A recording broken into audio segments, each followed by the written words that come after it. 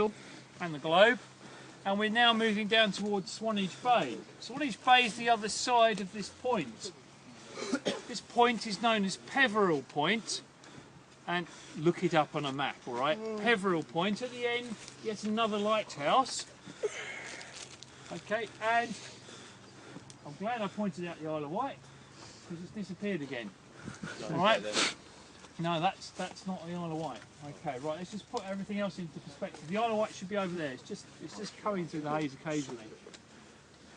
From Peveril Point, it goes into Swanage Bay. From Swanage Bay, it goes into Poole Bay, and right across there is Bournemouth. All right, so that's where we've come round to. Now, Peveril Point. Does the rock look any different? It's too far to see. It's a different colour. Okay, what about underfoot? It's all pebbles and stuff. Small rocks. Yeah, it's not a hard rock now, is it? Look, it's gone a bit clayey, hasn't it? Yes. Yeah. Okay, small rocks, a bit clay. Yeah, there's lots of limestone because the limestone's only just over there, so it's been brought round to make a nice little wall. But the stuff underfoot, wet clay material. Peveril Point is made of this clayey material, but it's a lot harder. Does anyone know what we call a hard clay that's almost rock-like? Tough clay. Tough clay. Good answer, but yeah, you're on the right lines.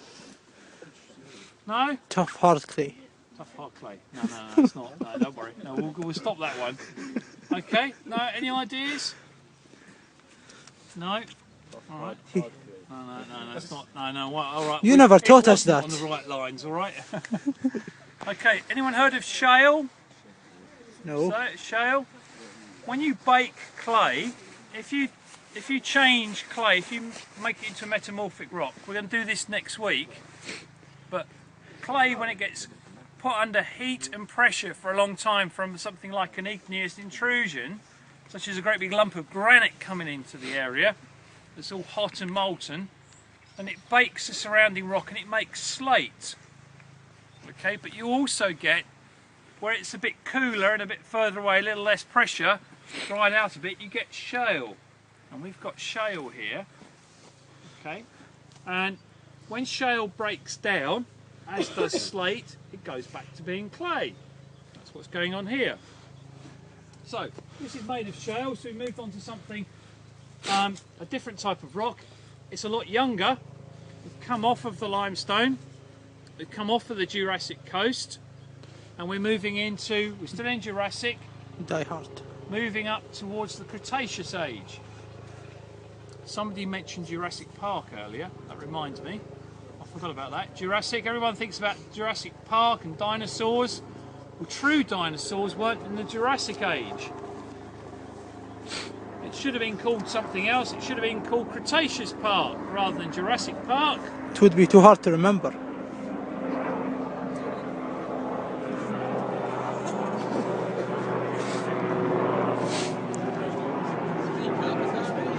That's not bad, actually. It's a lynx. Anyway, it's not too bad. I don't live too far away from RAF Odium, where they base the Chinooks, and you have one of those go across in the middle of the night.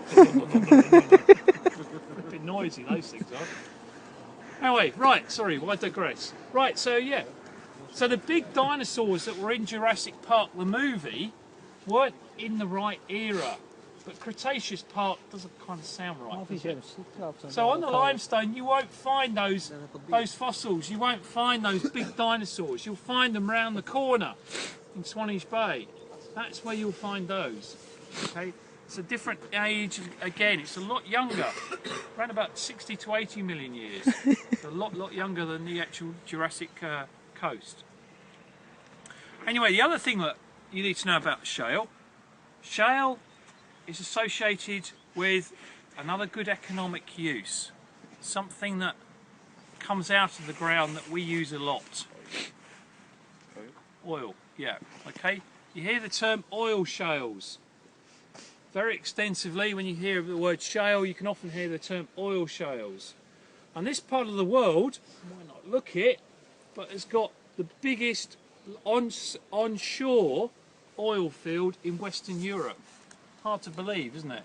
No evidence of it, no sign of it, There was a very small sign of it as we drove in through Corfe Castle down towards Swanage.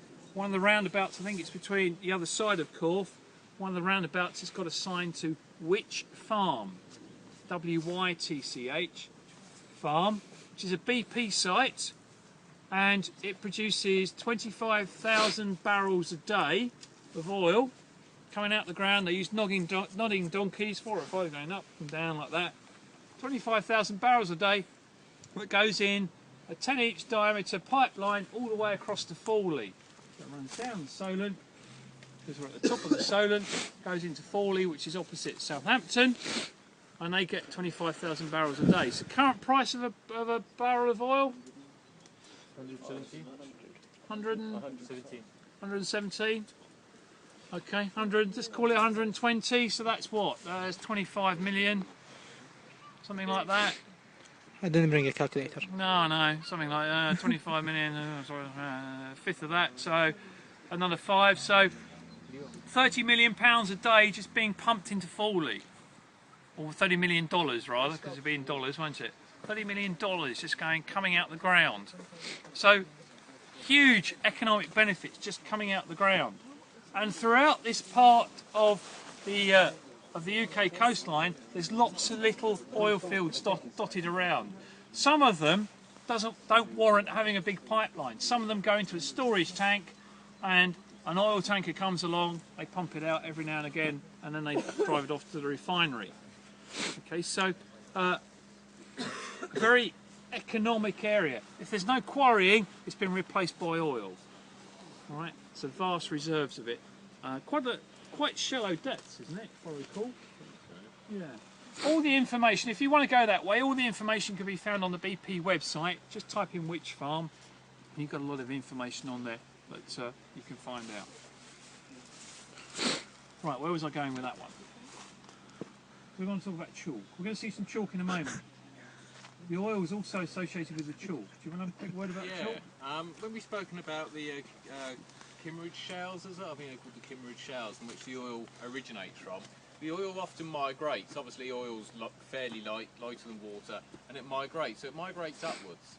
And what happens is it ends up in aquifers or reservoir rocks. Okay, so rocks which are very good to store water are often very good to store oil. So what you end up with is the oil migrating from lower depths, moving upwards, being lighter than water, and ending up in a reservoir rock. And it's from that reservoir rock we then pump the oil to the surface. So you need a sequence of events where you've got some oil-rich material, okay, that needs to break down. The oil needs to migrate to a reservoir rock, and often you need a cap above that. Otherwise, the oil can just migrate to the surface and is lost to the atmosphere in various ways like that. So there's certain geological conditions that petroleum geologists look for, okay, as to likely spots for the oil to be found. Yeah, so you need a cap, a reservoir, and a origin. In this situation, we've got the chalk just there, so the chalk's laying on these Kimmeridge shales beneath, okay, and the oil, as you probably all know, is a fairly good aquifer rock, yep, so it's also very good for containing the oil, and it's the very same chalk we see in the North Sea that enables us to extract the North Sea oil fields, yeah, okay, over in the North Sea. So the chalk's good in two ways of being a reservoir rock.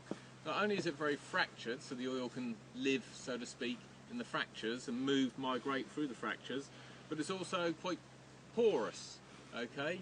Very porous. There's a lot of interstitial spaces between the solids in the material. Yep, so these are all very good for a reservoir material.